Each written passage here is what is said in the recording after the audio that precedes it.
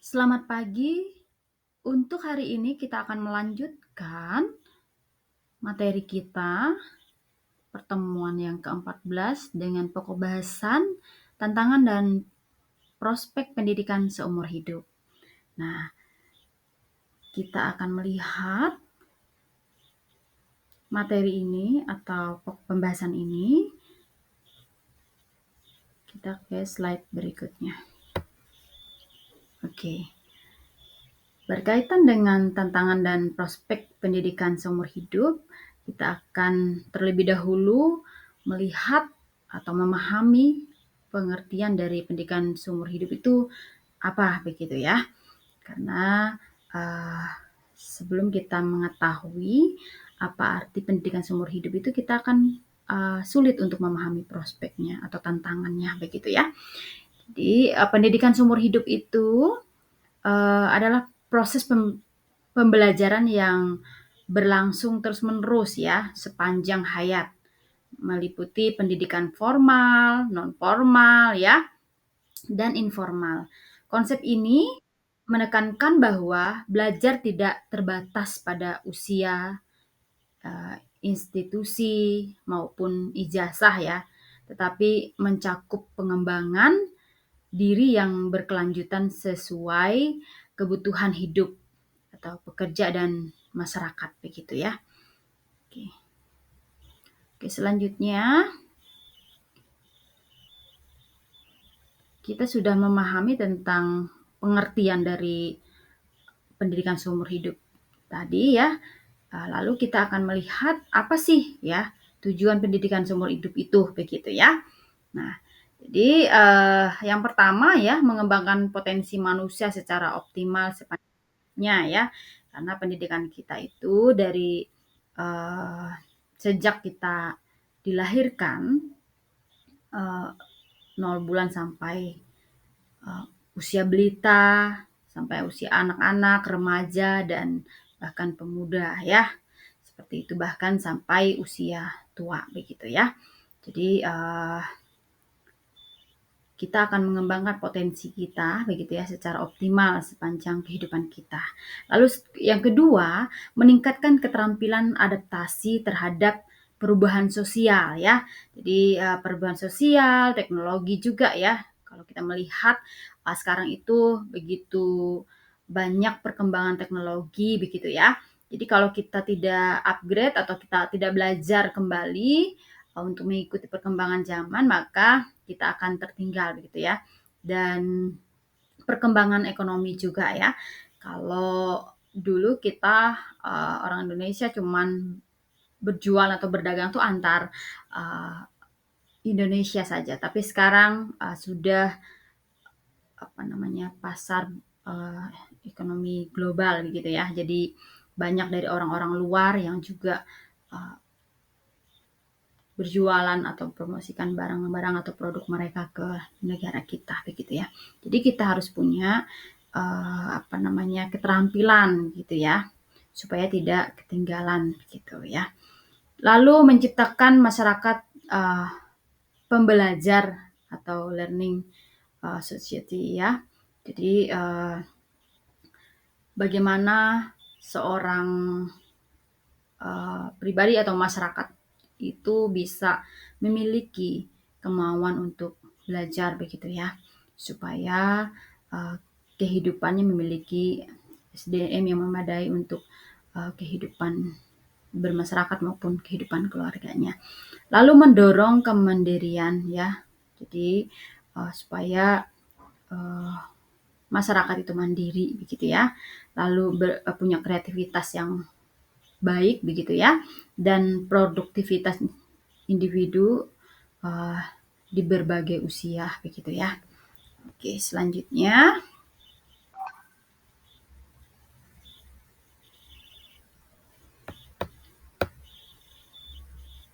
dari tujuan selanjutnya kita akan melihat karakteristik ya, karakteristik pendidikan seumur hidup. Oke, kita akan melihat karakteristik pendidikan seumur hidup ya. Nah,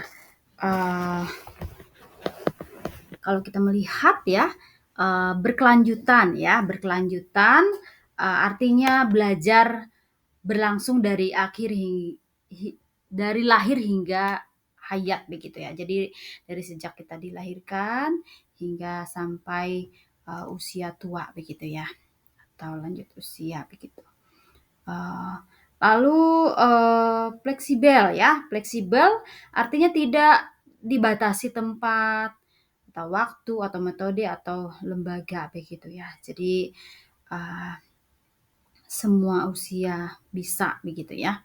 Jadi tidak ada yang bisa membatasi. Lalu terintegrasi. Artinya terdiri dari pendidikan formal, non formal, informal ya. Jadi kalau formal itu pendidikan yang secara umum ya, yang memang diwajibkan oleh pemerintah begitu ya. Lalu yang disiapkan oleh pemerintah ya. Terus ada juga pendidikan non formal ya, pendidikan yang tidak diwajibkan atau pendidikan yang tidak menuntut usia berapa begitu ya. Seperti contohnya MBKM gitu ya, atau kursus-kursus begitu ya. Dan kursus itu ada kursus menjahit, ada kursus menganyam gitu ya. Jadi hal-hal yang berkaitan dengan keterampilan-keterampilan ya. Ada kursus komputer begitu ya. Jadi hal-hal yang berkaitan dengan keterampilan ya. Dengan adanya keterampilan maka diharapkan masyarakat atau individu ya bisa survive gitu ya, bisa mencari kebutuhannya atau nafkah hidupnya melalui keterampilan-keterampilan yang dia miliki. Nah, informal itu pendidikan yang dari keluarga ya. Jadi masing-masing orang pasti memiliki pola asuh atau pola didik yang berbeda-beda terhadap anaknya. Jadi pendidikan dari keluarga itu juga sangat penting begitu ya. Lalu relevan begitu. Jadi karakteristik pendidikan seumur hidup itu relevan, artinya menjawab kebutuhan hidup individu dan masyarakat begitu ya. Lalu selanjutnya mandiri ya, menekankan motivasi dan tanggung jawab pribadi begitu ya. Oke, selanjutnya tantangan pendidikan seumur hidup. Nah, jadi kalau kita melihat tantangan itu banyak begitu ya. Namun kita sekarang akan membahas yang tentang tantangan internalnya ya. Oke. Jadi kalau kita melihat tantangannya secara internal ya, rendahnya motivasi belajar masyarakat dewasa ya. Jadi kurang ada motivasi ya. Jadi belajar masyarakat dewasa gitu ya. Nah, jadi mungkin kadang-kadang itu pengaruh dari pola asuh di keluarga juga ya, bahwa keluarganya juga dulu nggak sekolah kok gitu ya, nggak belajar yang harus gimana begitu ya, bisa aja bertahan hidup begitu. Kadang-kadang pola asuh, pola pikir dari keluarga itu juga mempengaruhi dari motivasi untuk belajar begitu ya. Lalu banyak orang yang menganggap belajar hanya untuk usia anak dan remaja. Nah, ya itu tadi ya.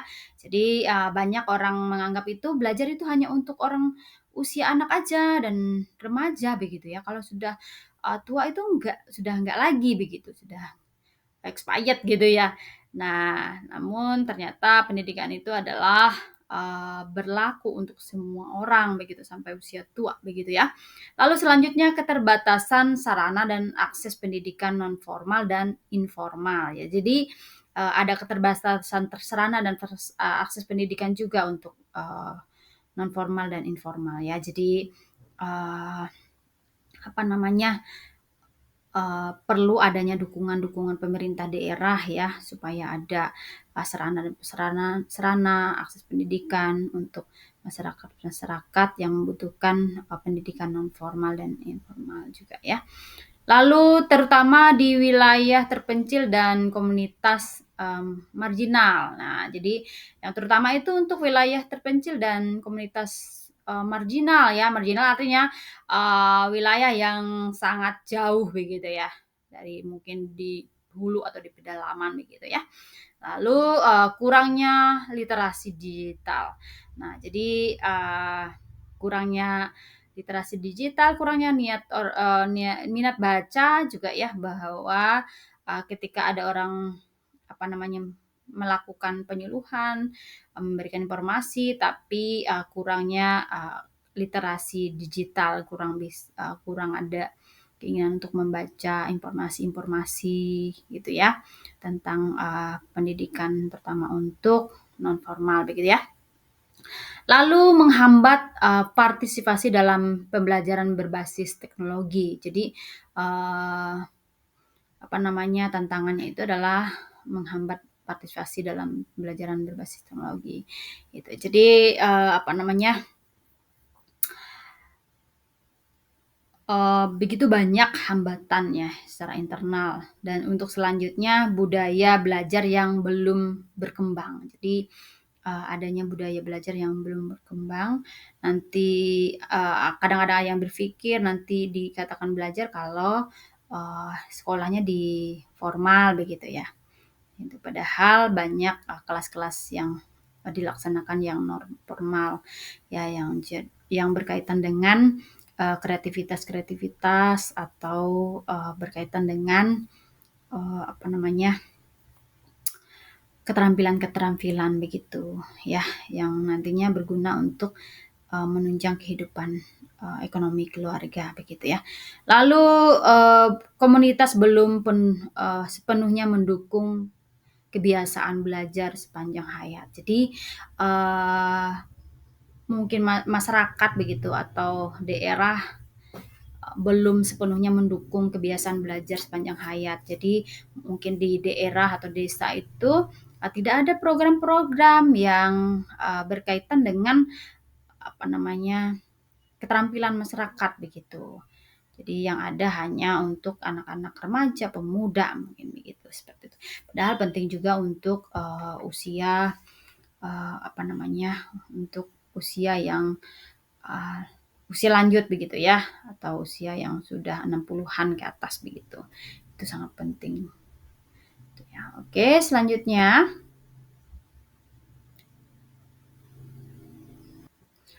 baik kita akan melihat tantangan pendidikan seumur hidup.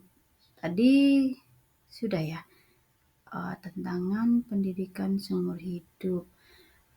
Selanjutnya kita akan melihat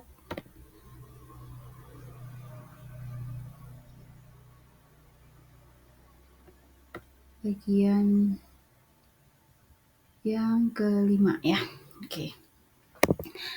5 prospek pendidikan seumur hidup. Nah, selain ada tantangan ya, namun juga ada prospeknya ya. Kalau kita melihat ya, prospeknya penggunaan teknologi pendidikan. Nah, maksudnya pelatihan online ya, bisa ya sekarang ya. Jadi meskipun kita jarak jauh begitu ya, kita bisa menggunakan media sosial begitu ya.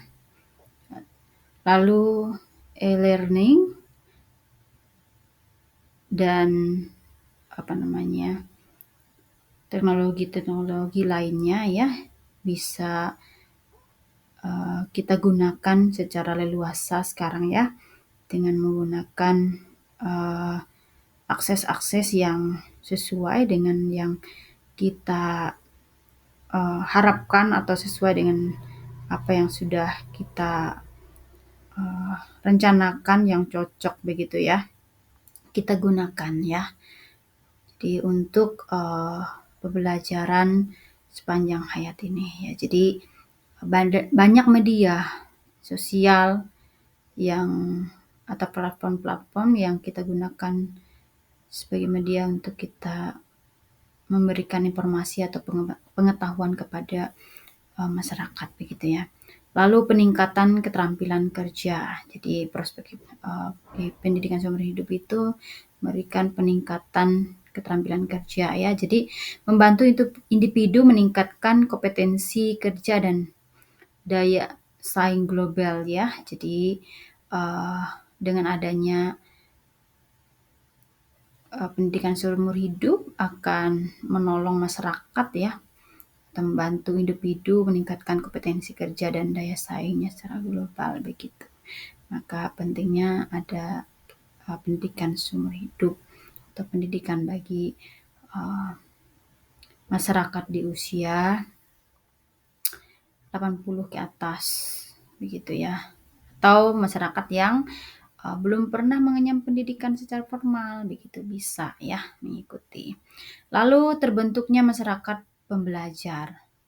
Nah, masyarakat memiliki kebiasaan belajar, berdiskusi, dan berbagai pengetahuan sepanjang waktu begitu ya. Jadi mereka menggunakan waktunya dengan tepat, dengan baik begitu ya. Jadi digunakan dengan positif untuk belajar gitu, untuk memperoleh pengetahuan. Lalu mengembangkan komunitas belajar.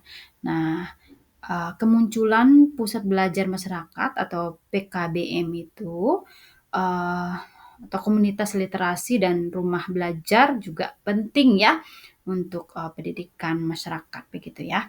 Jadi membuat komunitas-komunitas itu memiliki SDM yang bagus begitu ya untuk survive atau untuk bertahan hidup di masyarakat supaya melalui keterampilan-keterampilan yang mereka miliki mereka bisa mencari sesuatu yang bermanfaat untuk kehidupan ekonominya begitu ya. Lalu dukungan kebijakan pemerintah. Nah, jadi program Merdeka Belajar juga ya sangat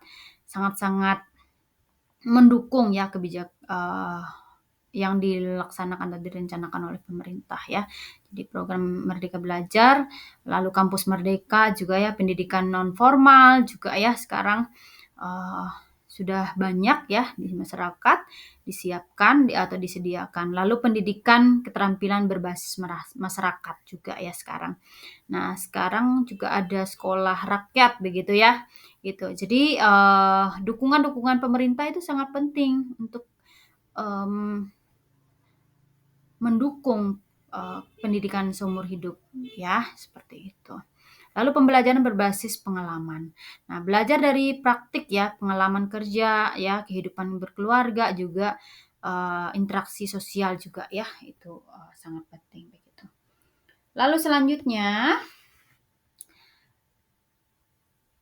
strategi pengembangan pendidikan seumur hidup. Nah, jadi selain kita mengetahui prospeknya, kita juga harus mengetahui ya strateginya seperti apa begitu ya. Kalau dalam pelaksanaannya pengembangan pendidikan seumur hidup ini gitu ya. Nah, yang pertama optimalisasi peran lembaga pendidikan formal, non formal dan informal. Jadi semua lembaga itu memiliki peran begitu ya, yang penting gitu ya untuk pendidikan masyarakat. Jadi harus dioptimalkan begitu ya. Lalu pengembangan kurikulum fleksibel berbasis kebutuhan hidup. Jadi kurikulum itu harus fleksibel dan sesuai dengan kepentingan atau kebutuhan hidup masyarakat yang ada di tempat tersebut begitu ya. Jadi kita nggak bisa memaksakan program-program yang sesuai yang kita mau, tapi tidak sesuai dengan kebutuhan masyarakat. Nah, apa artinya? Kalau seperti itu artinya semua program yang kita rencanakan itu tidak ada gunanya begitu. Jadi program-program yang sesuai kebutuhan kehidupan masyarakat begitu ya. Lalu pemanfaatan teknologi digital untuk pembelajaran ya. Jadi harus manfaatkan dengan baik gitu ya teknologi digitalnya untuk pembelajaran begitu ya. Karena zaman sekarang zaman teknologi, jadi kita bisa menggunakan banyak media begitu ya yang bisa kita gunakan secara optimal. Lalu penguatan komunitas pembelajaran dan lembaga pendidikan berbasis masyarakat. Jadi harus adanya penguatan komunitas ya pembelajaran dan lembaga pendidikan berbasis masyarakat juga ya. Itu lalu meningkatkan literasi digital, sosial, finansial dan kesehatan ya. Jadi harus ditingkatkan juga ya literasi digitalnya, sosialnya juga, finansialnya dan kesehatan masyarakat juga ya. Lalu selanjutnya kebijakan pemerintah yang mendukung pendidikan sepanjang hayat. Jadi harus adanya dukungan dari pemerintah juga ya. Harus mendukung adanya pendidikan sepanjang hayat begitu ya. Jadi supaya bisa berjalan dengan lancar begitu. Oke, selanjutnya pendidikan seumur hidup merupakan konsep yang relevan ya. Jadi kalau kita bisa simpulkan dari keseluruhannya ya, jadi pendidikan seumur hidup itu merupakan konsep yang relevan dengan tuntutan zaman ya. Jadi terutama di era globalisasi ya dan digitalisasi ya. Jadi meskipun menghadapi tantangan struktural, sosial, teknologi dan budaya, nah, pendidikan ini memiliki prospek besar dalam meningkatkan kualitas hidup masyarakat ya. Jadi atau pembangunan dan menciptakan masyarakat pembelajar ya. Jadi kolaborasi antara pemerintah, masyarakat, lembaga pendidikan, dan individu menjadikan kunci keberhasilannya ya. Jadi harus ada kolaborasi yang baik antara pemerintah, masyarakat. Meskipun pemerintah membuat program, kalau masyarakat tidak tertarik, itu kan artinya tidak saling tidak ada kerjasama atau tidak ada saling mendukung begitu ya. Jadi kalau ada program dari pemerintah ya kita mendukung dengan melaksanakannya dengan baik. Lalu bekerjasama juga dengan lembaga pendidikan ya. Jadi sehingga setiap program yang direncanakan oleh pemerintah itu bisa berhasil dengan maksimal begitu ya. Oke, selanjutnya.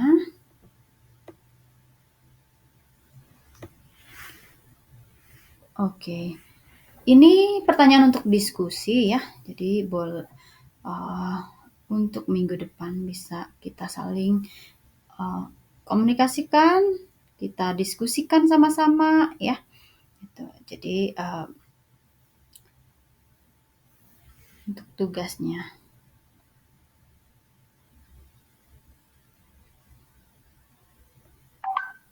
Oke, terima kasih untuk pembelajaran hari ini.